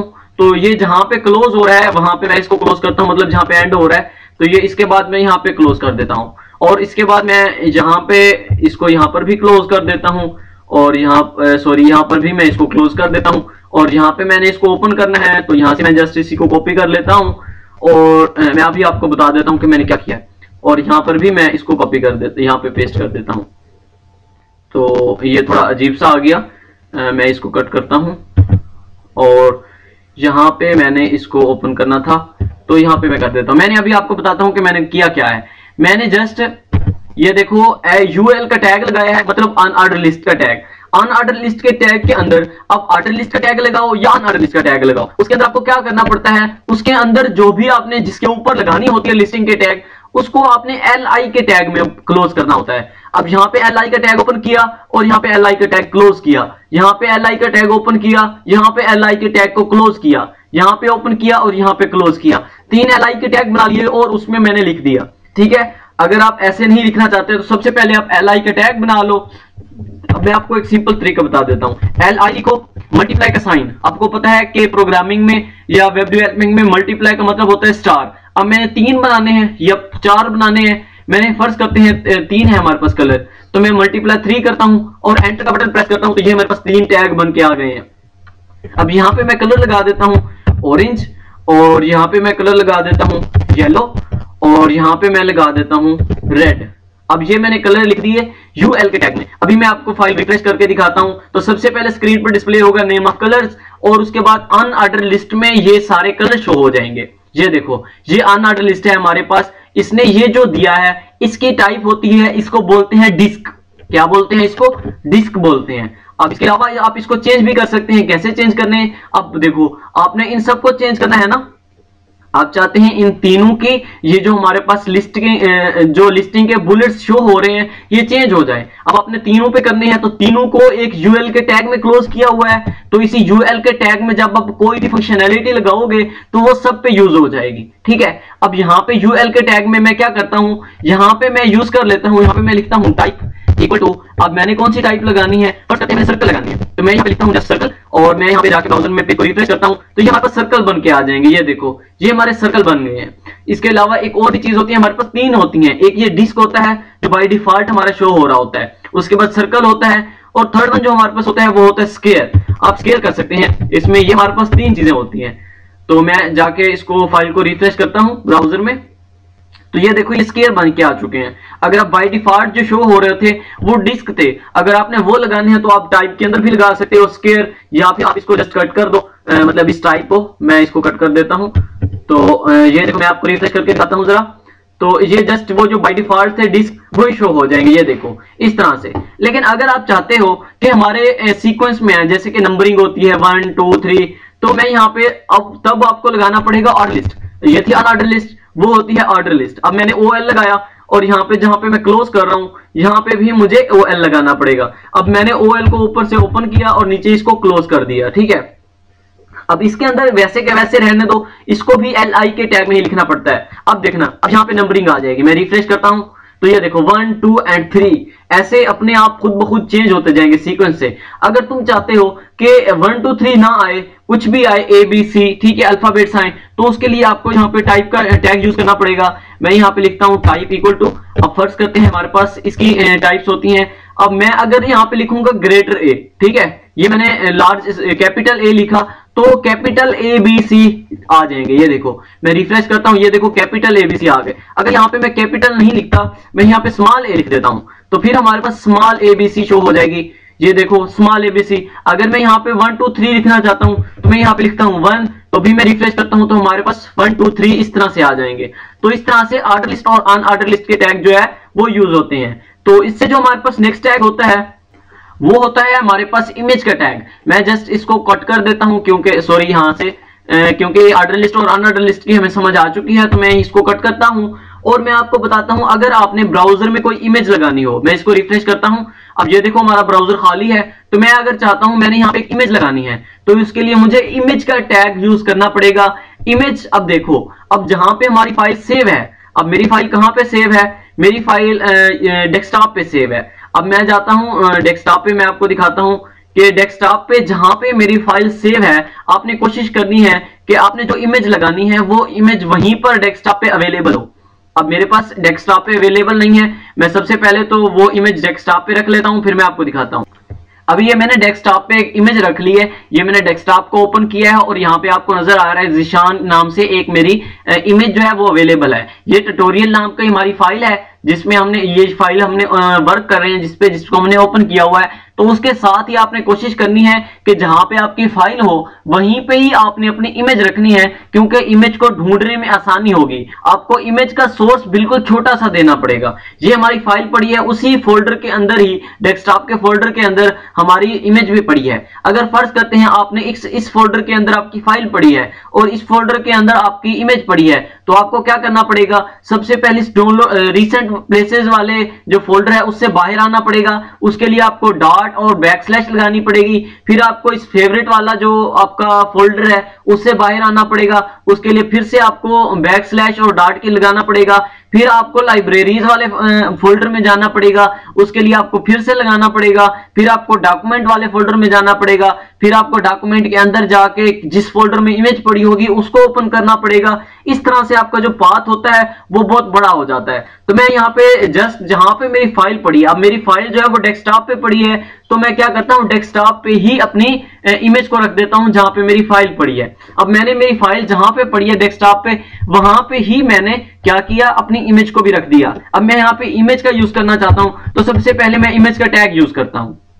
ठीक है, मैंने इमेज का टैग यूज कर लिया, तो सॉरी मैं यहाँ पे इसको कट करता हूं और मैं ऐसे लिखता हूं इमेज।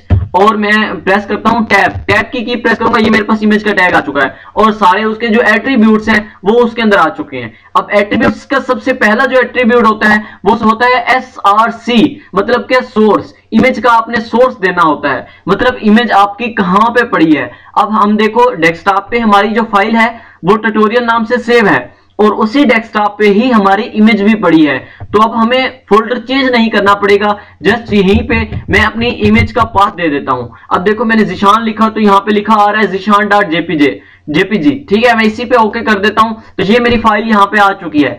अगर फर्ज करते हैं हमारी इमेज उसको नहीं मिल रही, जब हम कोई वेबसाइट बनाते हैं तो हमने फर्ज करते हैं कोई ऑनलाइन इमेज वहां पे रखी है और फर्ज करते हैं वो ओपन नहीं हो रही, वो नहीं मिल रही उसको, या आपने देखा होगा अक्सर आप फेसबुक चला रहे होते हैं, आपके पास कोई स्लो मोबाइल हो एंड्रॉइड जो बहुत स्लो हो, तो आप की जो इमेज होती है वो ओपन होने से पहले जब आप उस पर क्लिक करते हैं फोल्डर पे तो इमेज आपकी ओपन होते होते थोड़ा टाइम लगा देती है, 4 सेकंड 5 सेकंड, तो उससे पहले आपको कुछ स्क्रीन पर अजीब से शो हो रहा होता है, तो वो अल्टरनेट में लिखना पड़ता है। फर्ज करते हैं मैं यहां पे लिख देता हूं इमेज नॉट फाउंड, मैंने यहां पे लिख दिया इमेज नॉट फाउंड कि इमेज नहीं मिल रही। तो अगर आपको इमेज मिल जाती है कंपाइलर को तो वेल एंड गुड, अगर इमेज नहीं मिलती तो अल्टरनेट में आपने जो दिया होता है वो स्क्रीन पर डिस्प्ले हो जाता है। मैं रिफ्रेश करता हूं तो ये देखो ये हमारी इमेज जो थी वो अब हमारी स्क्रीन पर डिस्प्ले हो चुकी है। मैंने जूम आउट करके आपको दिखा दिया तो ये हमारी इस तरह से इमेज जो है वो स्क्रीन पर डिस्प्ले हो गई। लेकिन अगर हमारी इमेज ना मिल रही होती, अब मैंने ज़ीशान नाम से इमेज सेव कर रखी है, अब मैं एन उसका काट देता हूं, अब ये ज़ीशान.jpg, अब ये तो अवेलेबल नहीं है वहां पे, तो मैं अगर आपको ये फाइल दिखा देता हूं तो ये नहीं मिलेगी उसको, तो यहां पर लिखा हुआ आ जाएगा, ये देखो इमेज नॉट फाउंड। मैंने जूम इन करके आपको दिखाया, ये कुछ इस तरह से, अगर आप अक्सर आपने फेसबुक चलाई होगी छोटे मोबाइल्स पे, तो अगर इमेज जब नहीं मिल रही, मतलब 4-5 सेकंड लग जाते हैं उसको इमेज ओपन होते होते, या फर्ज करते हैं कभी इमेज ना मिले तो सबसे पहले वहां पे ये डिस्प्ले हो रहा होता है इमेज या जो भी यहाँ पे लिखा होता है साथ में कुछ ऐसा शो हो रहा होता है, और उन्होंने जो भी यहाँ पे साथ में लिखा होता है खुद से वो यहाँ पे डिस्प्ले हो रहा होता है। तो जब हमारी इमेज लोड हो जाती है तो वो स्क्रीन पर डिस्प्ले हो जाती है, उससे पहले कुछ इस तरह का सिनेरियो शो हो रहा होता है, ठीक है। तो इस तरह से ये हमारा इमेज का एट्रीब्यूट होते हैं अल्टरनेट का। तो अब अगर हमारी यहाँ पे मैं एन दोबारा से लिख देता हूँ तो ये हमारी वही फाइल अब शो होगी स्क्रीन पे, हमारी जो इमेज थी वही स्क्रीन पर डिस्प्ले हो जाएगी। मैं इसको दोबारा से रिफ्रेश करता हूँ तो ये देखो ये हमारी इमेज जो थी वो स्क्रीन पर डिस्प्ले हो चुकी है। तो इस तरह से ये हमारा इमेज का टैग जो है वो वर्क करता है। इसके बाद जो हमारा नेक्स्ट टैग है, नेक्स्ट टैग जो हमारा है वो होता है एंकर टैग। अब एंकर टैग क्या होता है, आपने अक्सर देखा होगा जब आप कोई वेबसाइट आपने ओपन की होती है, फर्ज करते हैं आपने गूगल नाम की वेबसाइट को ओपन किया हुआ है, अब गूगल के तरह आप वर्क कर रहे हैं, आप कुछ भी एक वेबसाइट आपने ओपन की है गूगल, उसके अंदर ना आपको एक ही पेज पे कुछ लिंक सा नजर आ रहा होता है। क्या मतलब, देखो आपके पास ये वेबसाइट है, आपके पास फर्ज करते हैं ब्राउजर है, तो यहाँ पे नीचे ना कुछ ब्लू से लिखा हुआ आ रहा होगा। अभी मैं आपको प्रैक्टिकल करके दिखाता हूँ, आपको सारी समझ आ जाएगी। आपने एक वेबसाइट ओपन की है, उसके अंदर एक न्यू लिंक होता है www. अब आपने ओपन किया हुआ है गूगल को, अब गूगल के अंदर आप जाते हैं, उसके अंदर लिखा हुआ है www.youtube.com। अब जब आप उस पर क्लिक करोगे तो YouTube के लिंक पर क्लिक करते ही वो आपको YouTube पर लेके जाएगा। अब ऐसा उसमें क्या है कि वो आपको गूगल से डायरेक्ट YouTube पर लेके जाता है, तो उसके लिए आपको क्या करना पड़ता है, लिंक लगाना पड़ता है उस न्यू वेबसाइट का या उस न्यू पेज का, जिस पेज पे आपने लेके जाना होता है। तो उसके लिए हमें एंकर टैग का यूज करना पड़ता है।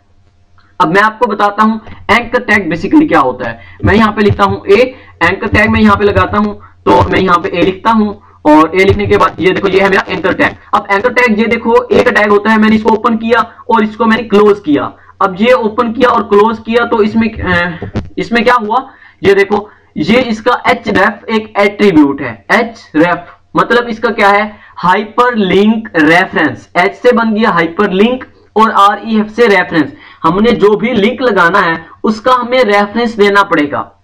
अब यहां फर्ज करते हैं मैं चाहता हूं कि हमारी जो हमारा जो एंकर टैग हो उसमें जब हम क्लिक करें तो वो हमें गूगल पर लेके जाए। तो मैं यहां पे लिख देता हूं www.google.com।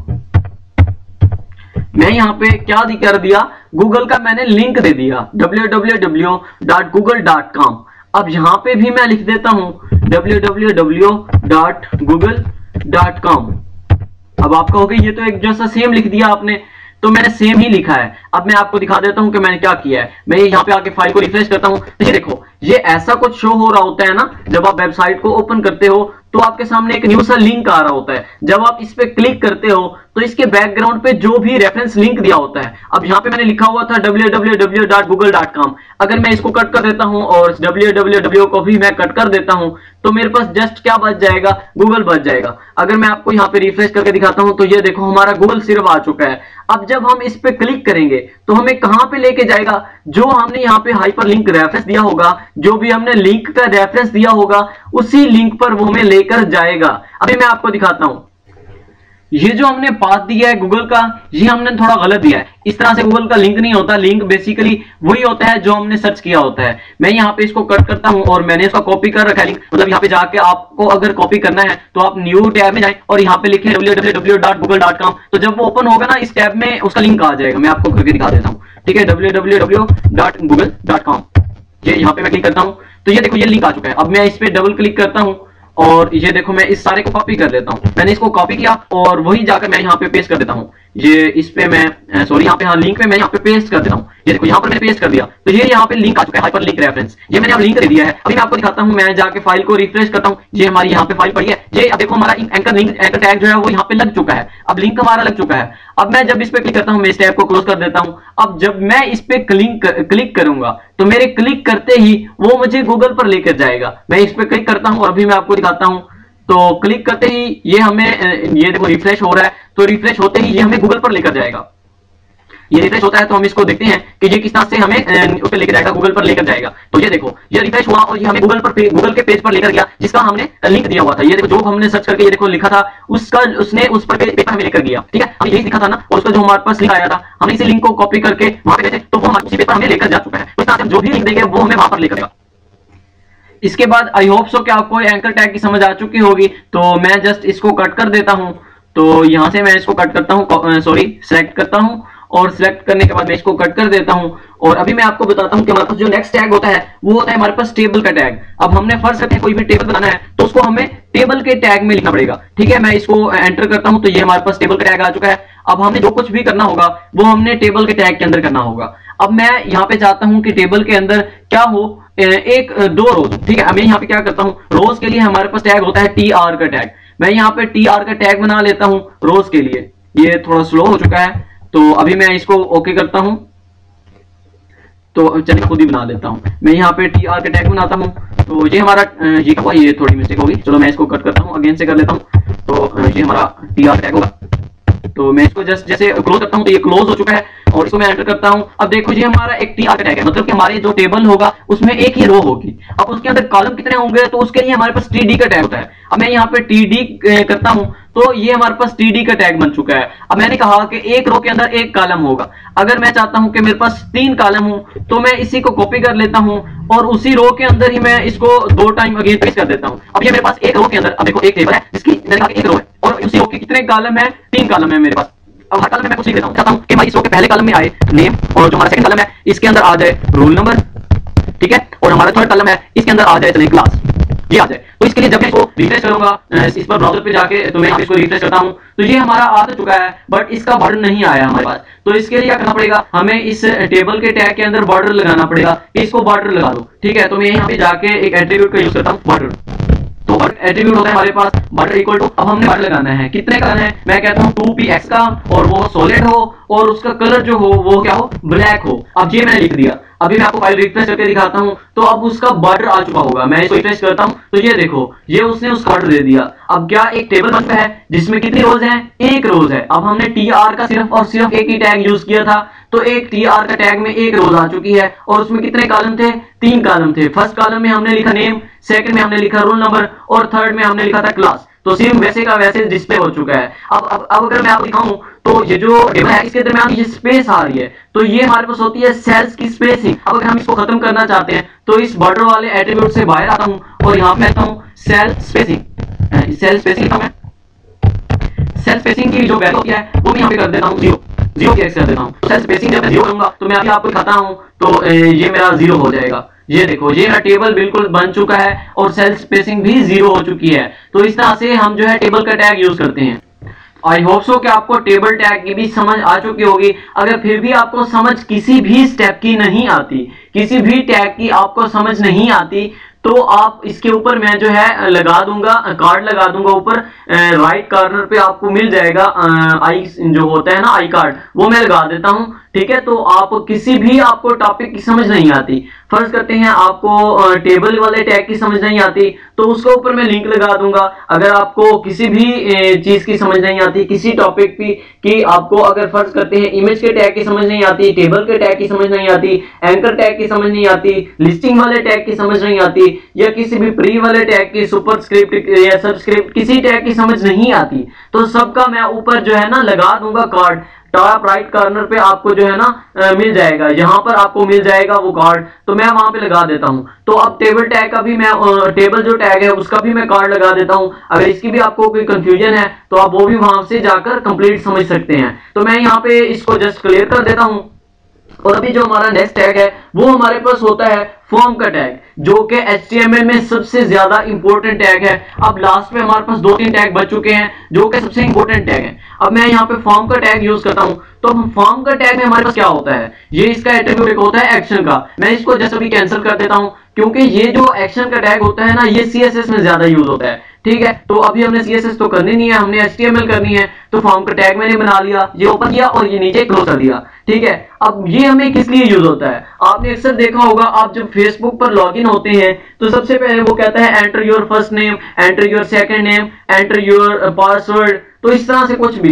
तो उसके लिए हमें क्या करना पड़ता है, फॉर्म का टैग यूज करना पड़ता है वैसे फॉर्म क्रिएट करने के लिए। इसका भी मैं ऊपर जो है वो कार्ड लगा दूंगा, अगर एंड पे लगाऊंगा। अगर आपको समझ नहीं आती तो आप उस कार्ड से जाके इसका भी कंप्लीट ट्यूटोरियल है वो भी आप देख सकते हैं। उसके अलावा मेरा पूरा ना 1x1 वीडियोस का ट्यूटोरियल है इसका HTML का, अगर उसका भी मैं डिस्क्रिप्शन में प्लेलिस्ट का लिंक दे दूंगा। अगर आपको इस तरह से समझ नहीं आ रही तो आप 1x1 जाके वीडियो से भी समझ सकते हैं, उसका लिंक भी मैं डिस्क्रिप्शन में लगा दूंगा, कंप्लीट प्लेलिस्ट का HTML का, उससे भी आप समझ सकते हैं। तो मैंने यहाँ पे फॉर्म का टैग लगाया है, तो यहाँ पे मुझे इनपुट का टैग लगाना पड़ेगा। अब ये इनपुट का टैग इसलिए होता है, इनपुट का मैंने लगाया टैग, तो इनपुट के टैग के अंदर क्या होता है, इनपुट, और यहाँ पे आगे हमें ना टाइप देनी होती है, इनपुट होती है। इसका मतलब ये है कि हमने इनपुट देना है। ठीक है, और इसके अंदर इसकी टाइप होती है, इसका एक एट्रीब्यूट है टैग है हमारे पास इनपुट का, और इसकी हमारे पास टाइप होती है। अब हमने यहाँ पे टाइप लिखनी है। अब फर्ज करते हैं आपने कुछ टेक्स्ट लिखना है, तो आपको इसकी टाइप देनी होगी टेक्स्ट। ठीक है, अगर आपने कुछ पासवर्ड देना है तो उसका आपको देना होगा टाइप पासवर्ड। अब मैं यहाँ पे कुछ भी लिखना चाहता हूँ, फर्ज करते हैं मैं नाम लिखना चाहता हूँ, तो मैं यहाँ पे इसकी टाइप जो है वो रख देता हूँ टेक्स्ट। अब मैंने इसकी टाइप रख दी टेक्स्ट। अब नेक्स्ट मेरे पास होती है वैल्यू का एट्रीब्यूट। अब अगर आपने उसकी कुछ वैल्यू लगानी है तो आप वैल्यू भी लगा सकते हैं। मैं यहाँ पे वैल्यू लिख देता हूँ एंटर योर नेम, लेकिन थोड़ा सा इसमें इशू है, मैं अभी आपको सारा कुछ समझा देता हूँ। तो ये मैंने लिख दिया। अब इनपुट टाइप उसकी मैंने दे दी टेक्स्ट, और वैल्यू उसका मैंने दे दिया एंटर योर नेम। मैं इसको रिफ्रेश करता हूँ तो ये हमारे पास एक बॉक्स आ चुका है। ठीक है, इस तरह से कुछ बॉक्स होता है। मैं एक मिनट ऊपर यहाँ पे लिख देता हूँ नेम, मैं यहाँ पे लिख देता हूँ नेम। तो अभी आपको सारी समझ आ जाएगी कि हमारा फॉर्म जो होता है वो इस तरह से होता है। मैं इसको रिफ्रेश करता हूँ तो ये देखो, ये हमारा इस तरह से कुछ फॉर्म होता है, नेम होता है और आगे लिखा हुआ है एंटर योर नेम। अब हमने जो वैल्यू लगाई थी वो वैल्यू है एंटर योर नेम, सेम उसने वही वैल्यू उसके अंदर बॉक्स के अंदर लिख दी है पहले से। अब हम कुछ भी लिखना चाहते हैं तो ये इससे आगे लिखना स्टार्ट कर देगा, लेकिन अगर हमें कुछ लिखना है तो ये हमें पहले कैंसिल आउट करना पड़ेगा, और उसके बाद हमें, अब देखो जो हम लिख रहे हैं, कुछ भी नंबर डाल रहे हैं या कुछ भी लिख रहे हैं, तो वो बेसिकली हमारे पास एक टेक्स्ट है, इसलिए हमने इसकी टाइप टेक्स्ट दी थी ताकि जब हम लिखें तो वो टेक्स्ट लिखे। ठीक है, तो यहाँ पे मैं टेबल का टैग भी कट कर देता हूँ क्योंकि हमने टेबल को तो देख लिया है। तो अभी हमने जो है ना और उसकी वैल्यू जो थी, उसकी टाइप जो थी वो हमने टेक्स्ट रखी है। अगर आप चाहते हो कि मैं यहाँ पे कुछ पासवर्ड लिखना चाहता हूँ, चलिए मैं इसको कट नहीं करता, मैं इसको वैसे का वैसे ही रहने देता हूँ। मैं इसको कॉपी करता हूँ, और कॉपी करने के बाद मैं यहाँ पे न्यू लाइन में आपको इसको पेस्ट कर देता हूँ, और यहाँ पे मैं इसकी टाइप जो है वो रख देता हूँ पासवर्ड। तो आपको मैं बता दूं कि ये जो है, सॉरी फॉर दैट, ये थोड़ा स्ट्रेंज सा लिखा गया। मैं इसको जस्ट बैक लेके जाता हूँ और मैं यहाँ पे लिखता हूँ पासवर्ड। यार ये थोड़ी मिस्टेक हो रही है, चलिए कोई बात नहीं, मैं इसको फिर से लिख लेता हूँ। तो ये मैंने लिखा पासवर्ड, और वैल्यू मैंने लिख दी एंटर योर पासवर्ड। ये आपने कोशिश करनी है कि पासवर्ड की स्पेलिंग गलत ना हो। यहाँ पे आप लिख दें गलत कोई इशू नहीं है, लेकिन वहां पे जहां पे आप लिखेंगे ये पासवर्ड, क्योंकि यहाँ पे आपने टाइप देनी है, तो ये स्पेलिंग आपकी मिस्टेक ना हो। अभी मैं रिफ्रेश करता हूं तो ये देखो यहाँ पे लिखा हुआ आ रहा है एंटर योर नेम। यहाँ पे हमने पासवर्ड तो बाहर लिख दिया, मैंने यहाँ पे टैग को क्लोज नहीं किया। ठीक है, मैं यहाँ पे इसको क्लोज कर देता हूँ, तो अभी ये सारा कुछ सेट हो जाएगा। और यहाँ पे मैं इन्वर्टेड कोमास भी लगा देता हूँ। आई थिंक हमने थोड़ी सी मिस्टेक कर दी थी, तो यहाँ पे मैंने इन्वर्टेड कोमास भी लगा दिया। अभी ये आई थिंक सो ठीक हो जाएगा। तो मैं इसको रिफ्रेश करता हूँ तो ये देखो ये हमारे पास नेक्स्ट जो है वो आ चुका है। और इससे पहले मैं एक यहाँ पे BR का टैग लगा देता हूँ लाइन ब्रेकर का, ताकि कर्सर जो है वो हमारा न्यू लाइन में आ जाए। तो मैं इसको BR का टैग लगाता हूँ और इसके बाद यहाँ पे मैं लिख देता हूँ पासवर्ड। ठीक है, पासवर्ड लिखता हूँ, ये मैंने लिख दिया पासवर्ड।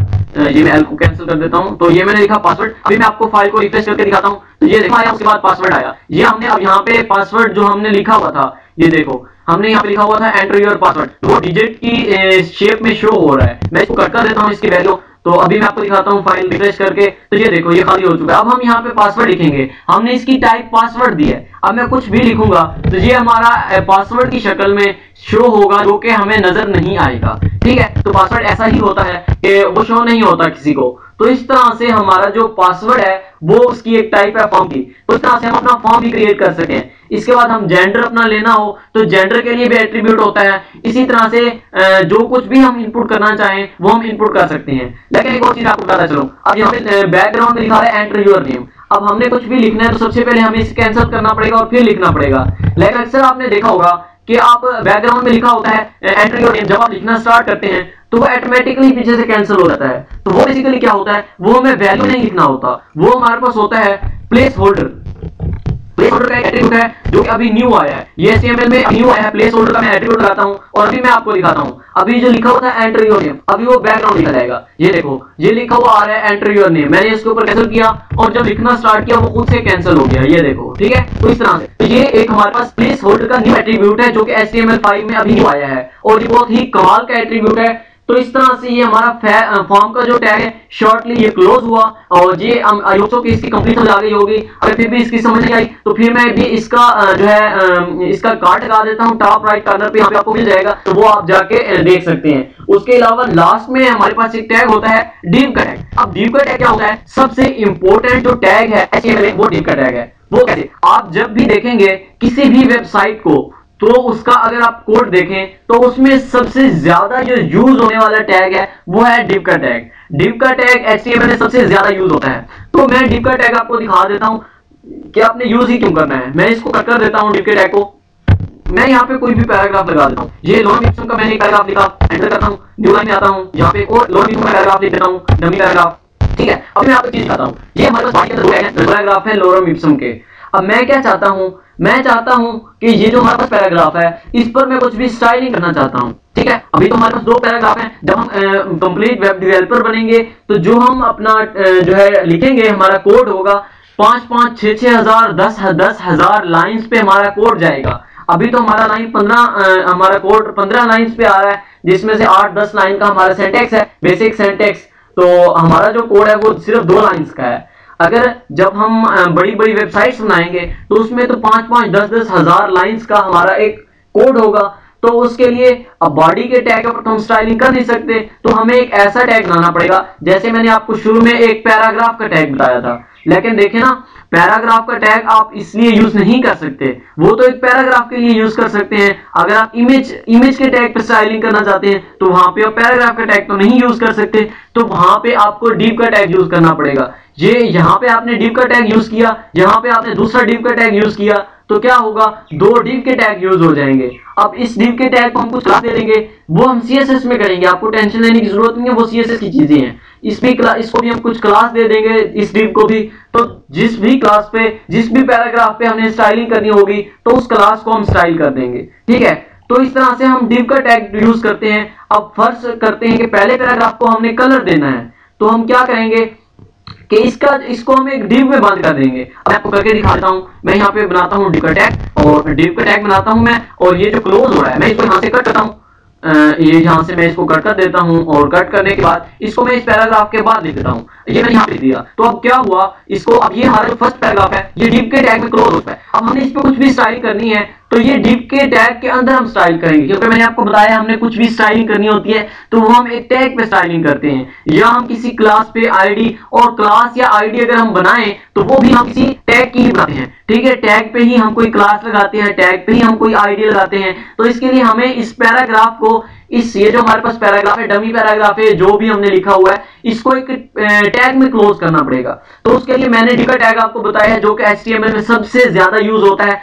आप HTML में देखेंगे, अगर HTML का हमारा 1000 लाइंस का कोड होगा तो तकरीबन उसमें 700 से 800 लाइंस ऐसी होंगी जिसपे div का टैग यूज हुआ होगा। सबसे ज्यादा यूज होने वाला टैग जो HTML में है वो है div का टैग। अब मैंने यहाँ पे div का टैग लगा दिया, तो अब मैंने कुछ भी स्टाइलिंग करनी है। ये ऐसी कोई चीज नहीं है कि मैं आपको ब्राउजर में रिफ्रेश करके दिखाऊं कि ये देखो इसमें चेंजिंग आई है, नहीं, कोई चेंजिंग नहीं आने वाली। जैसे हमने पैराग्राफ का टैग लगाया था तो वैसे ही ये हमने div का टैग लगा दिया। ये div का ऐसा टैग है जिसे इमेज के लिए भी यूज किया जा सकता है, जिसे किसी भी चीज के लिए कुछ भी डेटा हो उसको स्टाइलिंग करनी हो तो हम उस चीज को भी स्टाइलिंग करनी होती है, हमने उसको एक टैग में क्लोज कर देते हैं, वो div का टैग हम उसको नाम दे देते हैं और उस टैग पे ही हम स्टाइलिंग कर देते हैं, तो ये हमारी स्टाइलिंग कंप्लीट हो जाती है। तो आई होप सो कि ये हमारा HTML का ट्यूटोरियल आपके लिए बहुत ही हेल्पफुल होगा, आपके लिए बहुत ही कमाल का होगा। अगर किसी भी किस्म की समझ नहीं आती तो ऊपर मैंने हर टॉपिक के ऊपर मैंने जो है वो कार्ड लगा दिया है, आप वहां कार्ड से भी जाके उसको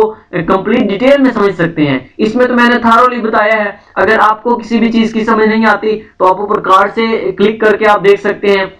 उसके अलावा मैंने इस HTML का कंप्लीट प्लेलिस्ट का लिंक भी डिस्क्रिप्शन में दे दिया है, आप वहां से भी जाके कंप्लीट समझ सकते हैं। आपको किसी भी किस्म का कोई कंफ्यूजन है तो आप कमेंट सेक्शन में मुझसे पूछ सकते हैं। उसके अलावा मैंने अपनी इंस्टाग्राम अकाउंट का लिंक दे रखा है, आप इंस्टाग्राम पे मुझे फॉलो कर सकते हैं, वहां पे मुझसे कोई क्वेश्चन तो पूछ सकते हैं। हमारा C++ का ट्यूटोरियल भी अवेलेबल है, CSS का ट्यूटोरियल भी अवेलेबल है, उनका भी लिंक मैं डिस्क्रिप्शन में दे देता हूं।